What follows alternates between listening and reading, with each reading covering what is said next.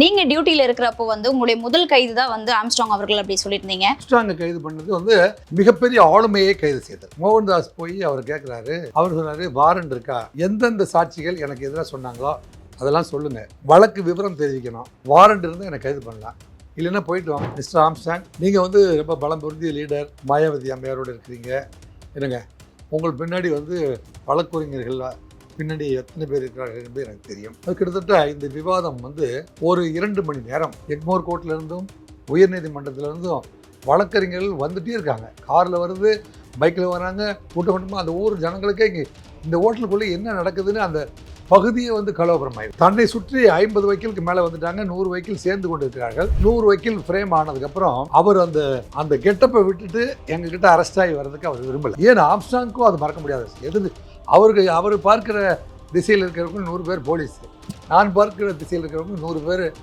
வழக்குரைஞர்கள். இதுக்கு நடுவில் பிளே பண்ண வேண்டியது நானும் அவரும். இந்த பக்கம் வந்து இந்த அணிக்கு வந்து நான் தலைமை தாங்குகிறேன், அவருடைய அணிக்கு அவர் தலைமை தாங்குகிறார். இது மிகப்பெரிய பட்டிமன்றத்தை போன்ற ஒரு நிகழ்வு. என்னால் வாழ்க்கையிலே மறக்க முடியாத நிகழ்வும் கூட. மாயாவதி சென்னைக்கு வருகிற பொழுது தீவு திடலில் வந்து அவருடைய பந்தோபஸ்துக்கு நானே ஒரு வார காலம் வந்து என்னை தொடர்ந்து சந்தித்து மாயாவதி வந்துட்டு போகிற பொழுது எந்த விதமான பிரச்சனையும் இல்லாமல் பண்ணி கொடுக்கணும் சார் அப்படின்னு சொன்னார்.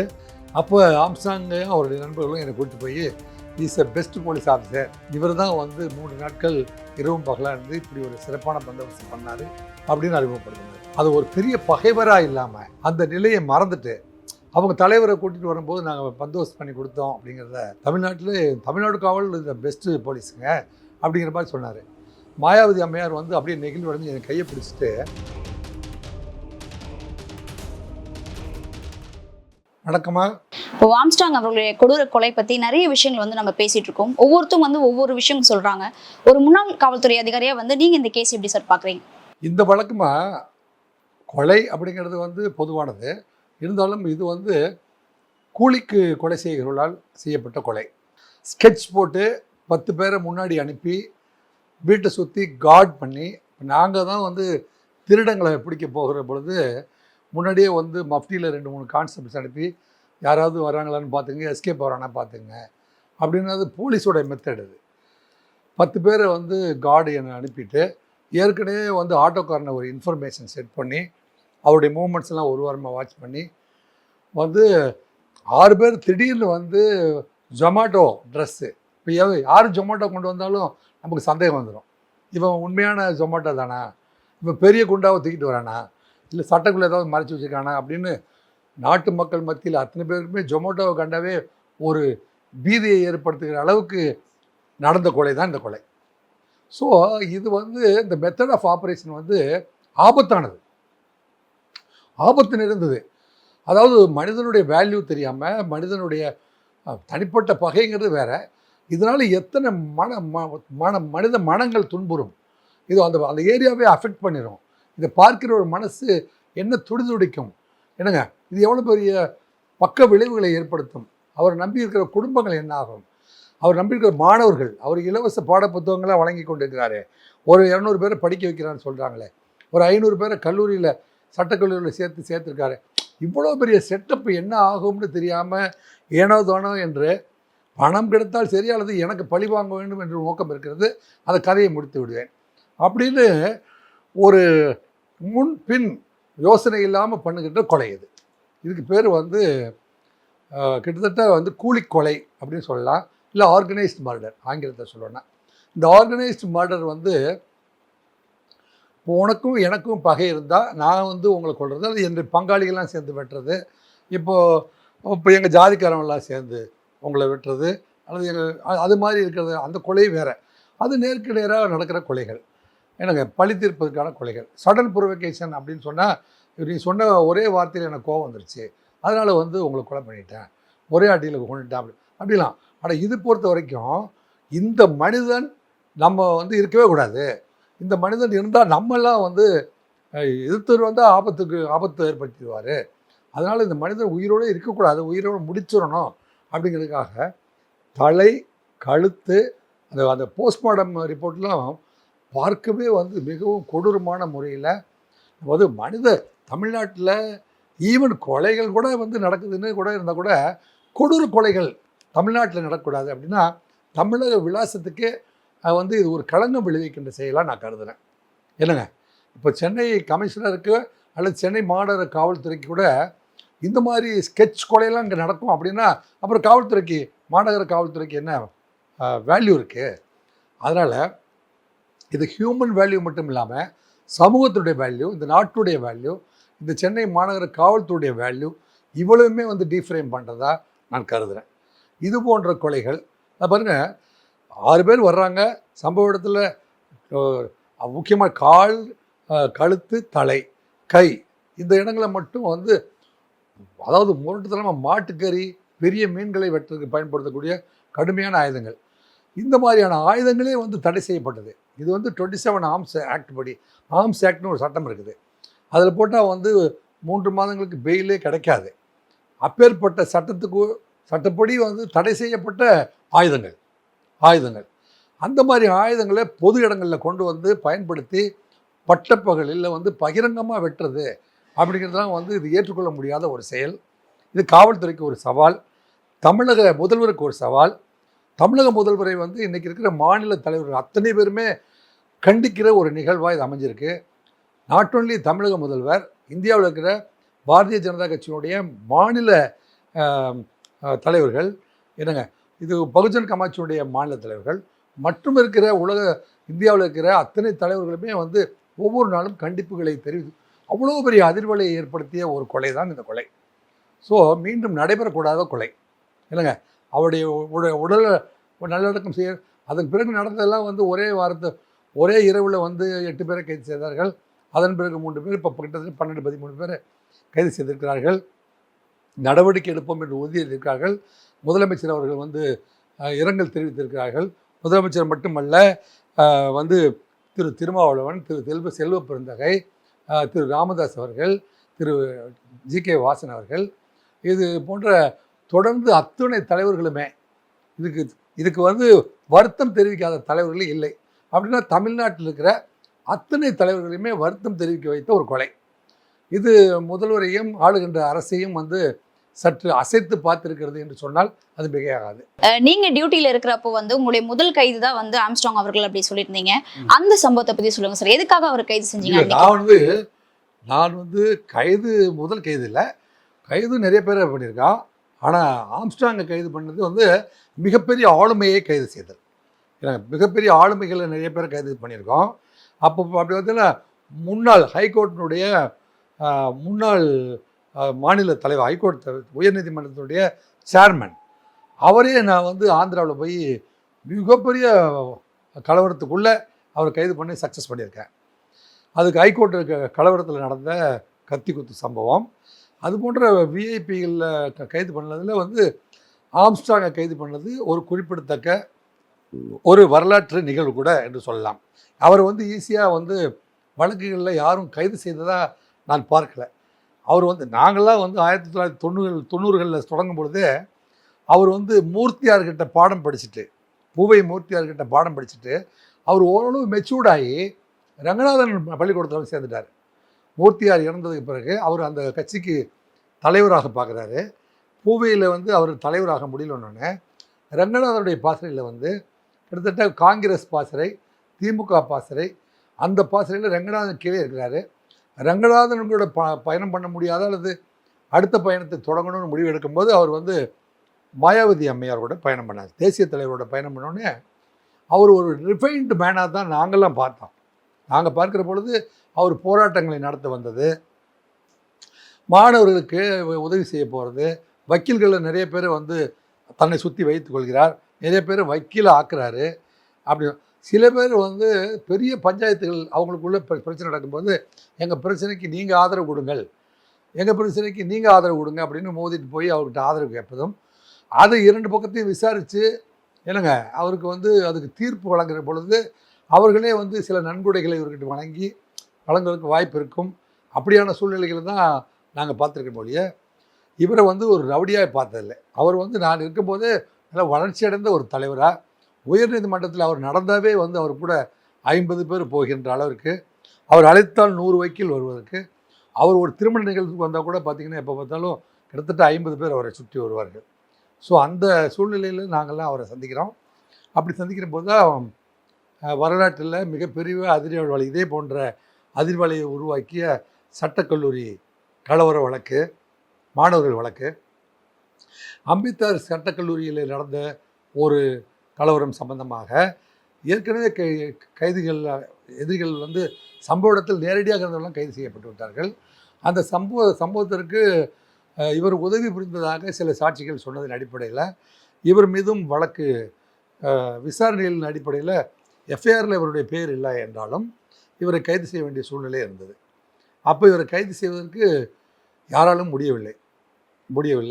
கிட்டத்தட்ட 2010-11 அவரை வந்து கைது செய்ததாக முடிவாயிடுச்சு. இப்போது இருக்கிற முதல்வருக்கும் இந்த தகவல் தெரியும். அப்போது அவர் துணை முதல்வராக இருந்தார்கள். இல்லைங்க, அவருக்கு கூட அந்த தகவல் தெரிவிக்கப்பட்டது என்று சொன்னால் அது மிகையாகாது. அப்படி இருக்கிற சூழ்நிலையில் இவர் கிட்டத்தட்ட 3 மாதங்கள் சென்னை சிட்டி போலீஸில் ஸ்பெஷல் பார்ட்டி போட்டு தேடினோம். அவர் எங்கேயுமே இங்கே இருக்கிறான்னு சொல்லுவார், இருக்க மாட்டார். பெரம்பூரில் இருப்பாரும்பாங்க, அடையாளம் இருக்காருன்னு சொல்லுவாங்க, ஈசிஆரில் இருக்காருன்னு சொல்லுவாங்க, அங்கே போனால் இங்கே இருக்க மாட்டார். அப்படி வந்து அவருடைய இருப்பிடத்தை வந்து எங்களால் கண்டுபிடிக்கவே முடியாது. வலைவீசி தேடிட்டு இருந்தீங்க. வலைவீசி தேடினோம் என்று சொன்னால் அது மிகையாகாது.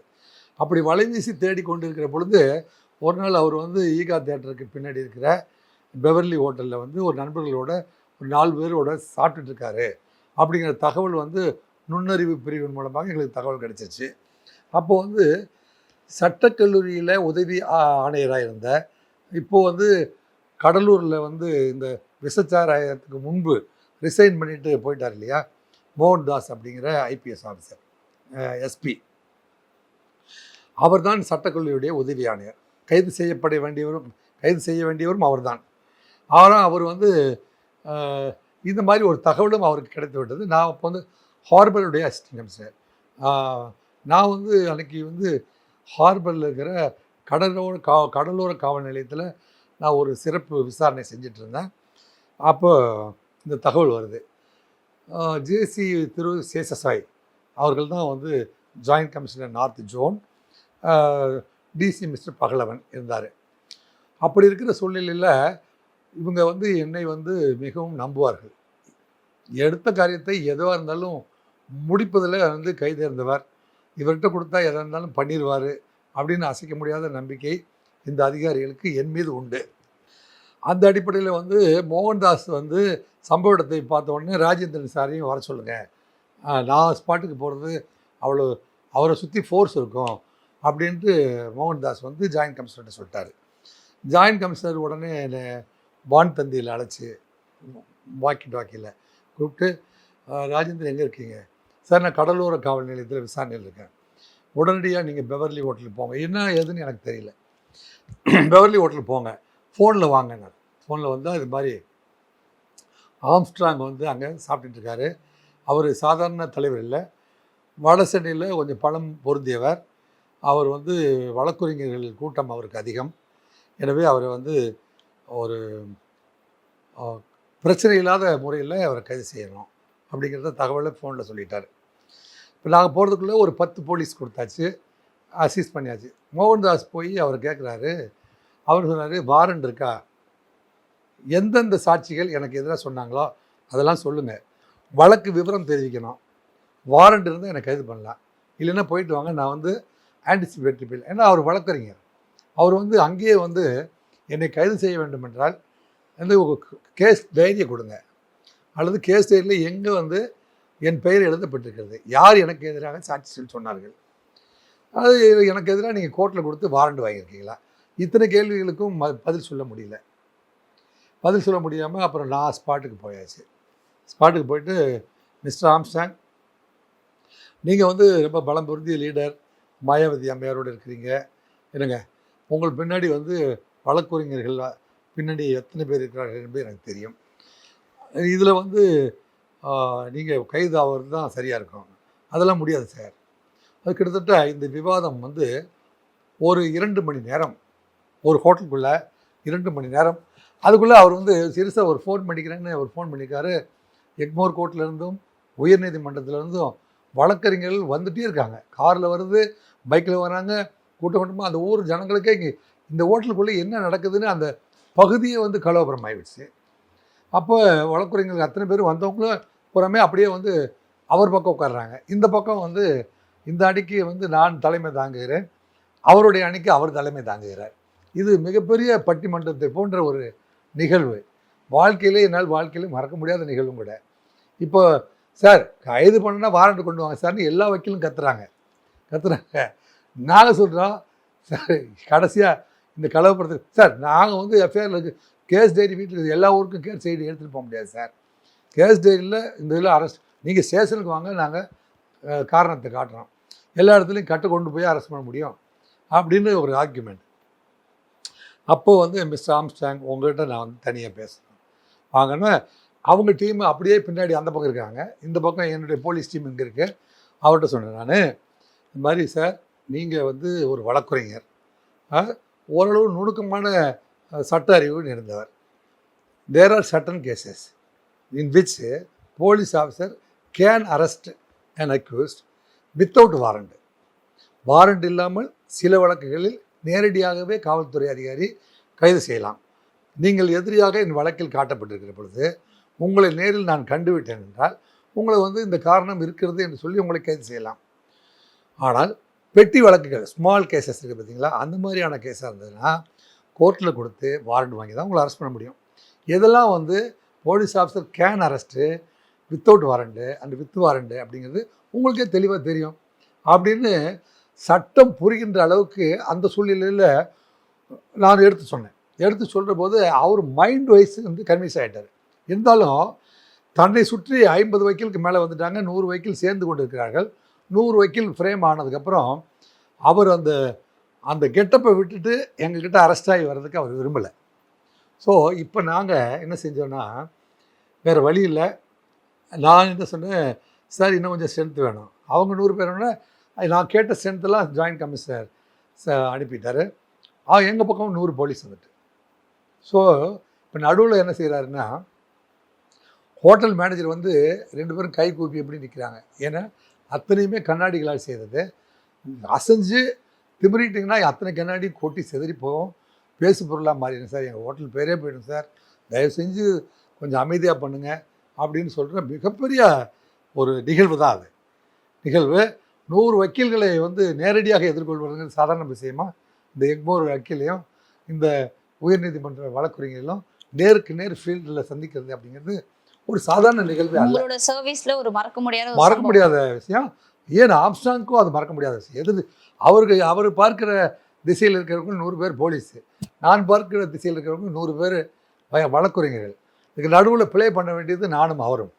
இல்லைங்க, இப்போ எனக்கு அடிஷ்னலாக joint commissioner Thiru Seshasai sir நீங்கள் ஸ்பாட்டுக்கு வாங்க, நான் ஆப்ரேட் பண்ணிடுறேன்னு ஸ்பாட்டுக்கு வந்துட்டார். சார் அவர் இன்வெஸ்டிகேஷன் ஆஃபீஸர், அவர் வந்து உங்கள் கையை தொட்டு யூஆர் அண்டர் அரெஸ்ட்னா யூஆர் அண்டர் மை கஸ்டடி. இதில் வந்து நீங்கள் திமிர்னா வந்து நாங்கள் ஃபோர்ஸ் வச்சு உங்களை கைது பண்ண வேண்டியிருக்கோம், ப்ளீஸ் கோஆப்ரேட் வித் அஸ் அப்படின்னு வேறு வழி இல்லாமல் அவர் கோஆப்ரேட் பண்ணிட்டார். இருந்தாலும் அவங்க ஃப்ரெண்ட்ஸ் எல்லாம் தள்ளுமுள்ளு. அவரை கொண்டு போய் அந்த 5 நிமிடத்துக்குள் எங்கள் வாகனத்தில் ஏற்றுவதற்குள் அந்த 2 பக்கமும் வந்து வக்கீல்கள் சூழ்ந்து கொண்டார்கள். அந்த அந்த ஹியூமன் க்ரௌடிலிருந்து அவரை பிரித்து எடுத்து பலாப்பழத்து சுளையை எடுத்து தன் தன் மகனுக்கு எப்படி கொடுக்கறதுக்கு எத்தனை இடர்பாடு இருக்கும், அதுபோல் அந்த எங்கள் வாகனத்தில் அவரை ஏற்றுவதற்குள் நாங்கள் பட்ட சிரமம் இருக்கிறதே, அது வாழ்நாளில் மறக்க முடியாது. அந்த வக்கீல்கள் அத்தனை பேருக்குமே தெரியும் இது. அவங்க எல்லாருமே வந்து இந்த ஊடகத்தை பார்க்குற பொழுது பெவர்லி அரெஸ்ட் அப்படிங்கிறத சொல்லுவாங்க. ஸோ அவர் வந்து போகிற பொழுது நாங்கள் என்ன செஞ்சோம், இவ்வளோ பெரிய இது, ஏன்னா 11 மணிக்கு ஆரம்பித்த விவாதம் 2 மணிக்கு 3 மணிக்கு முடிஞ்சது. அப்போ எங்கள் ஹோட்டல்லையும் சாப்பாடு இல்லை. எனக்கு வந்து அந்த கடையில் ஃபோன் பண்ணி பிரியாணி கொடுத்து அனுப்புங்க, அவர் கோஆப்ரேட் பண்ணார். அவருக்கு சாப்பாடு கொடுத்து அனுப்பினோம். அனுப்பும்போது கைது பண்ணிவிட்டு சாப்பாடும் கொடுப்பீங்களா நீங்கள் அப்படின்னு கேட்டார்.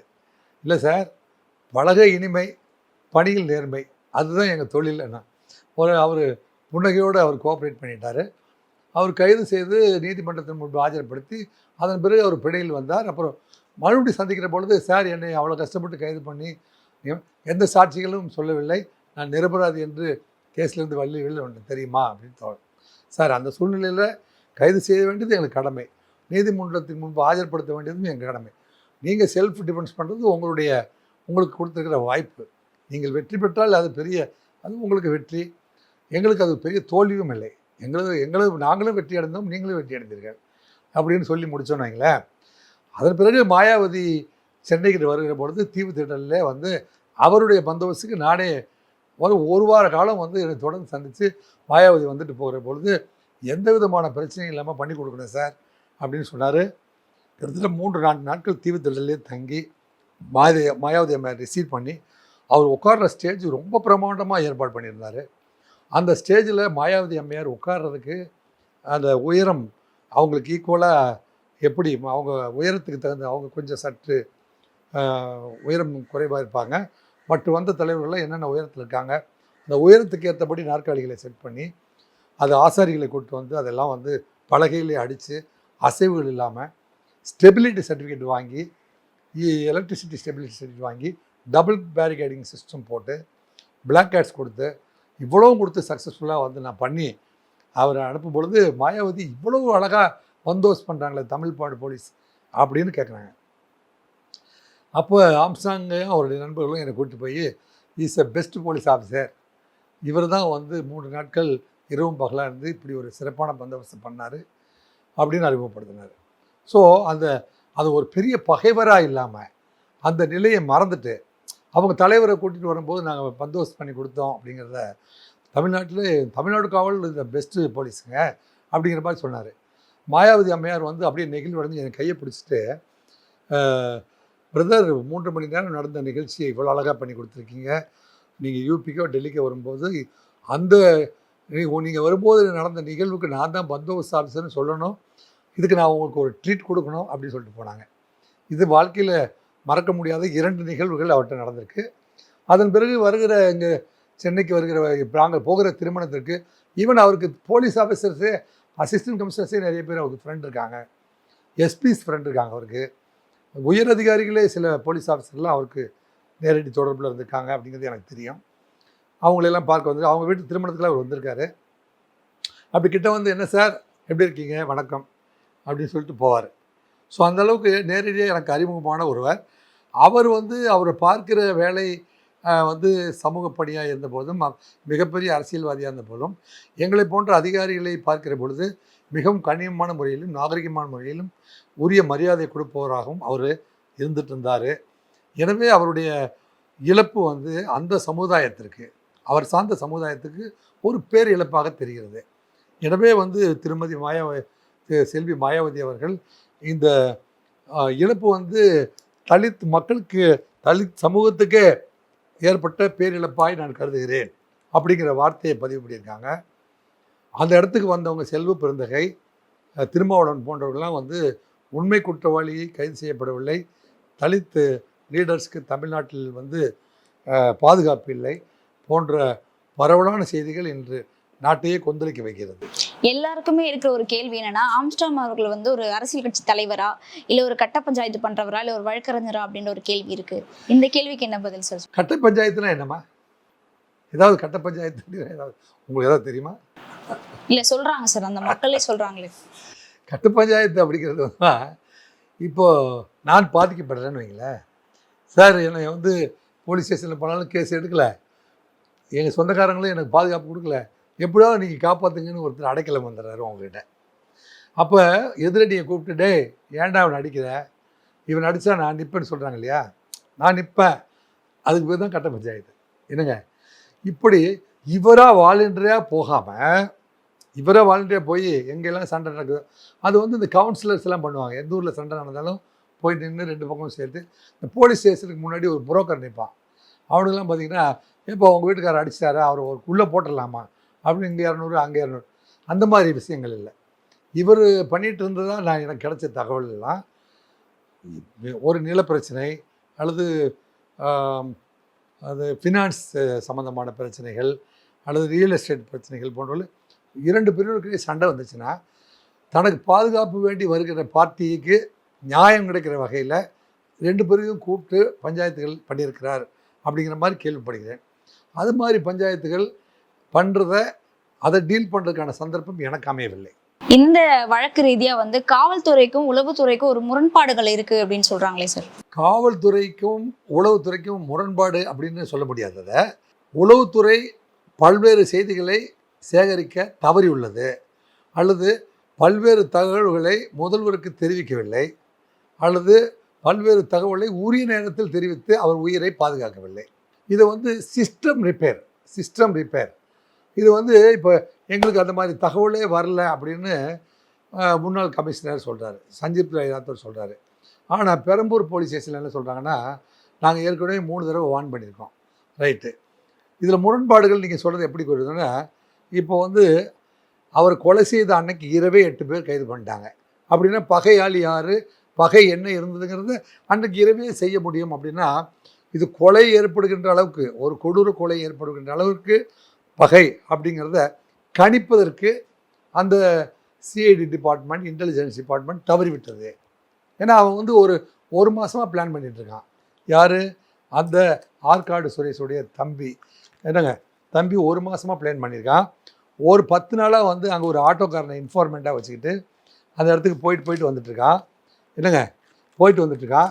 எப்போல்லாம் அவர் வருவார், எப்போல்லாம் போவார், எப்போல்லாம் வந்து கூட எஸ்கார்டு வருது, எப்போ கூட எஸ்கார்டு இல்லாமல் வராரு அப்படிங்கிறதெல்லாம் வந்து அவன் வந்து பொன்னை பாலு அவன் வந்து பார்த்துட்டு போயிருக்கான். இந்த இடத்துக்கு தான் வருவார், இந்த இடத்துல வீடு கட்டுறாரு, இதில் போனால் 1/2 மணி நேரம் பார்ப்பார், கொத்தனார்கிட்ட பேசுவார், அப்புறம் திருப்பி இந்த வழியாக போவார் அப்படிங்கிறதெல்லாம் சர்வேலன்ஸ் பண்ணியிருக்காங்க. அந்த மாதிரியான ஆஸ்பெக்டில் local police, CID police surveillance பண்ணுறதுலேருந்து தவறிட்டாங்க. அப்படி தவறினது மட்டும் இல்லாமல் ஒரு ஸ்டேட் லீடர் அப்படின்னா இந்த ஸ்டேட்டில் இருக்கிற லீடரே வந்து ஒரு 15 பேர் தான் இருக்காங்க. இல்லைங்க, அவர் திரு அண்ணாமலை சார் இருக்கார், திரு முருகன், திரு தமிழிசை சவுந்தரராஜன், திரு வாசன், இல்லைங்க திரு ராமதாஸ், இப்படி வந்து ஸ்டேட் லீடர்ஸ் அப்படின்னு சொன்னீங்கன்னா திரு ஜான் பாண்டியன், இல்லைங்க திரு தேவநாதன் யாதவ், திரு ஐஜேகே மிஸ்டர் ரவியோட அப்பா பச்சைபத், இது போன்ற இந்த 15 பேர் தான் இருக்காங்க. இந்த 15 பேருக்கும் எஸ்பியில் ஸ்பெஷல் பிரான்ச்சில் ஸ்டேட் லீடர்ஸ் எல்லாம் கண்காணிக்கிறதுக்கு முன்னாடி ஒரு சிஸ்டம் இருந்துச்சு. ஒரு சப் இன்ஸ்பெக்டரும் ஒரு ஹெட் கான்ஸ்டபிளும் காலையிலேருந்து மாலை வரைக்கும் அவர் எந்த ஊருக்கு மீட்டிங் போகிறாரு, என்ன காரணத்துக்காக போகிறாரு, அவருக்கு ஏதாவது ஆபத்து இருக்கா, இல்லை இவரால் பிறருக்கு ஆபத்து இருக்குதா அப்படிங்கிறதெல்லாம் பக்கத்துலேருந்து கண்காணித்து அப்டேட் பண்ணி அதை ப்ரிவென்ட் பண்ணுவாங்க. Prevention is better than cure அப்படி சொல்லுவாங்கம்மா. அந்த ப்ரிவென்ஷன் அப்படிங்கிற ஆஸ்பெக்டை மறந்துட்டாங்க. இப்போ க்யூர் பண்ணிகிட்ருக்காங்க. இப்போ க்யூரிங் நடக்குது, ப்ரிவென்ஷன் பண்ணல. இதுதான் நீங்கள் கேட்குற முரண்பாடு. அவர்கிட்ட வந்து 20 லட்சம் ரூபாய் மதிப்புள்ள ஒரு துப்பாக்கி இருக்கிறதா சொல்லியிருந்தாங்க. அதில் 9 குண்டுகள் இருக்குது அப்படின்னு சொன்னாங்க. இந்த தேர்தல் நடைமுறைக்கு அப்புறமா வந்து அந்த துப்பாக்கி வந்து அவர்கிட்ட ஒப்படைச்சிட்டாங்களா இல்லையா சார்? தேர்தல் நடக்கிற பொழுதுமா நான் கூட காவல் நிலையத்துக்கு போது தேர்தல் அப்போ அந்த துப்பாக்கி உரிமம் அப்படிங்கிறது என்னுடைய காவல் நிலையத்து லிமிட்டில் ஒரு 19 பேர் துப்பாக்கி வச்சுருக்காங்க. 26 பேர் தூக்கி 26 பேருக்கும் ஸ்டேஷன் ஹவுஸ் ஆஃபீஸர் கூப்பிட்டு சொல்லுவார், கொண்டு வந்து எல்லாத்தையும் ஆர்மரியில் ஒப்படைச்சிருங்க. ஏன்னா தேர்தல் நடக்கிற பொழுது துப்பாக்கி குண்டு மூலமாக வெடித்து மிகப்பெரிய ஆபத்து எந்த தலைவருக்கும் ஏற்படக்கூடாதுங்கிறதுக்காக துப்பாக்கியை சீஸ் பண்ணி நாங்கள் வச்சுருப்போம். எலெக்ஷன் முடிஞ்சோடனே எல்லாருக்கும் ஃபோன் பண்ணிடுவோம். அதன்படியாக துப்பாக்கியை அவர் திருப்பி வாங்கிட்டார். ஆனால் அன்றைக்கி தேதியில் அவர் வந்து துப்பாக்கியை ஸ்பாட்டுக்கு எடுத்துகிட்டு போகாமல், ஏன்னா கூட வந்துட்டு இருக்கிறது பாலாஜி என்கின்ற தனது பைக் காப்பாளர், கூட பிறந்த அண்ணன் வீரமணி. இவங்க 2 பேரும் நம்மளை காப்பாற்றிடுவாங்க, அண்ணனும் இருந்தால் போதும். மீதி பேர்லாம் அப்போ அனுப்பிட்டு உள்ள கொத்தனார்கள் வேறு இருக்காங்க. சரி வீடு தானே பார்க்க போகிறோன்னு கொஞ்சம் அசால்ட்டாக போயிட்டார். ஸோ யானைக்கும் அடி சறுக்கும்னு சொல்லுவாங்க இல்லையா, யானை கட்சிக்காரருக்கு அடி சறுக்கிறது. தேசிய தலைவருக்கே வந்து ஒரு பாதுகாப்பு இல்லையே சார் இந்த ஒரு நாட்டில். இவர் வந்து மாநில தலைவர், தேசிய கட்சியின் மாநில தலைவர். அதான் சொல்கிறேன், ஒரு ஸ்டேட் லீடர்னால் அவரை ப்ரொடெக்ட் பண்ண வேண்டியது ஸ்டேட்டுடைய கடமை. அந்த இடத்தில் தவறு நடந்திருக்கிறது அப்படின்னு சொல்லியாச்சு. யார் தவறு செய்தார் என்று தனிப்பட்ட முறையில் ஒருத்தரை சுட்டி காட்ட வேண்டிய அவசியம் இல்லை. இந்த கேஸ் ரீதியா வந்து 8 பேரை வந்து கைது பண்ணியிருக்காங்க. அந்த 8 பேருமே வந்து குற்றவாளிகள் இல்லை அப்படின்னு சொல்லிட்டு திருமாவளவன் அவர்களும் அதே மாதிரி ஆம்ஸ்ட்ராங் அவர்களுடைய ஆதரவாளர்களும் சொல்லியிருக்காங்களே சார். அப்போ காவல்துறை வந்து எந்த மாதிரி விசாரணைகள் எடுத்திருக்காங்க இந்த கேஸ் ரீதியா? இந்த வழக்கில்மா அன்று இரவே வந்து யார் எதிரி, இவரை கொலை செய்வதற்கான செய்யும் அளவிற்கு யாரிடம் சமீப காலமாக பகை உணர்வு இருந்தது அப்படிங்கிறத வந்து அசஸ் பண்ணிட்டாங்க போலீஸு. அப்படி அசஸ் பண்ணி அவங்கள கார்னர் பண்ணுறதுனால தான் அவங்க வந்து 8 பேரை கைது பண்ணுறாங்க. முதல்ல அந்த 8 பேரில் வந்து 8 பேர் இல்லாமல் அதன் பிறகு இப்போ 13 பேர் ஆயிடுச்சு. கைது செய்யப்பட்டவருடைய எண்ணிக்கை 13 நெருங்கிருச்சு. அவர் வந்து திருவேங்கடம், சந்தோஷ், அருள், பொன்னைப்பாலு, திருமலை, மணிவண்ணன், செல்வராஜ், ராமு அப்படின்ட்டு வந்து 8 பேர். அதன் பிறகு வந்து ஒரு 9, 10, 11, 12, 13 அதன் பிறகு 5 பேர் கைது செய்யப்பட்டிருக்கிறார்கள். இப்பொழுது நம்ம எல்லாம் சொல்கிறோம் இல்லையா, ஊடகத்தின் சார்பாக வெளியில் நின்றவங்க 10 பேர், உள்ளே வந்தவங்க 6 பேர் அப்படின்னு சொன்னால் மொத்தம் வந்து எத்தனை பேர் ஆச்சு? 10, 6, 16. அப்போ இந்த 16 பேரை கூட வந்து சொல்லலை. திருமாவளவனும் செல்வ பிறந்தையும் என்ன சொல்கிறாங்க அப்படின்னா, இதில் இந்த வழக்கில் ஆற்காடு சுரேஷ் தான் சரியான எதிரி ஆம்ஸ்ட்ராங்குக்கு. ஆற்காடு சுரேஷுடைய தம்பி மிகப்பெரிய டான் இல்லை. அந்த டான் இவனுக்கு ஆர்கனைஸ் பண்ணுற கெப்பாசிட்டி இல்லாத ஒருவனை ஆர்கனைஸ் பண்ணி அனுப்புறதுக்கு வேறு ஏஜென்சி, வேறு பகைகள் இருக்கிறதா என்பதுதான் இப்போ விசாரணை இருக்குது. அந்த விசாரணையில் தொய்வடைந்து கொடுக்குறோம். ஏன்னா தமிழ்நாடு மக்கள் அத்தனை பேருமே, தமிழ்நாடு தலைவர் அத்தனை பேர், தேசிய தலைவர் அத்தனை பேருமே வந்து கோட்டையை நோக்கி குரல் எழுப்பி விட்டார்கள். அந்த குரல் கோட்டையின் காதில் கேட்டுவிட்டது. அதனால தான் இன்றைக்கி வந்து அருண் என்கின்ற என்னங்க நல்ல விசாரணையில் தெளிவு நிலையில் இருக்கிற ஒரு தமிழ் தெரிந்த ஒரு அதிகாரியை போட்டிருக்கிறார்கள். அவர் மிகவும் திறமைசாலி. அவரிடம் நான் இப்போ ஏற்கனவே பணியாற்றியிருக்கிறேன். அவர் வழக்கினுடைய ஆணி வேரை கண்டுபிடிப்பதில் கெட்டிக்காரர். எனவே இந்த வழக்கின் ஆணி வேரை கண்டுபிடிக்கிற பொறுப்பு அருண் அவர்களிடம் விட்டிருக்கிறது. அவர் நேற்றைய தினம் திருக்குறளை போன்று ஒரு வாசம் சொல்லியிருக்கிறார்.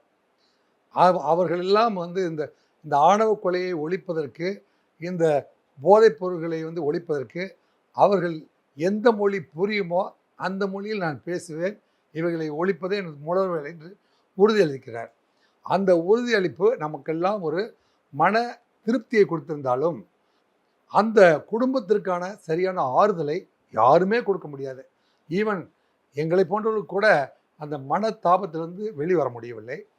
என்னிடம் பேசுகின்ற எத்தனையோ நண்பர்கள் வந்து 1000 இருந்தாலும் தவிர்க்க முடியாத ஒரு சோகம் மனதை இழுக்கிறது, அல்லது மனதை கடுமையாக்குகிறது, மனது வலிக்கிறது என்று சொல்லுகிற பொழுது அந்த வழி ரிலேட்டிவ் இன்கம் ஹைபாத்திஸ் சொல்லுவாங்க. அவர்களுக்கு வழி அந்த சொற்கள் மூலமாக நமக்கும் கடத்தப்படுகிறது.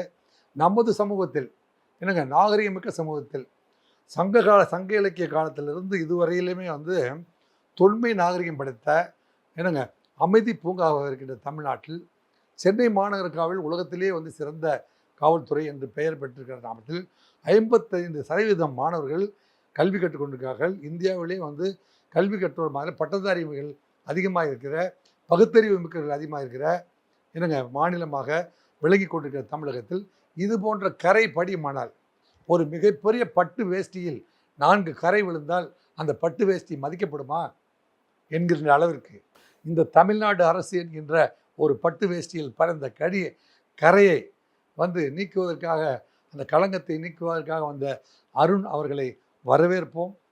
இந்த கரைகளெல்லாம் நீக்கி அந்த புதிய தமிழ்நாடு என்கின்ற அழகான பட்டு வேஷ்டியை நீங்கள் உருவாக்கி தர வேண்டும் என்று உங்களின் சார்பாகவும் எனது சார்பாகவும் வேண்டுகோளை வைத்துக்கொள்வோம்.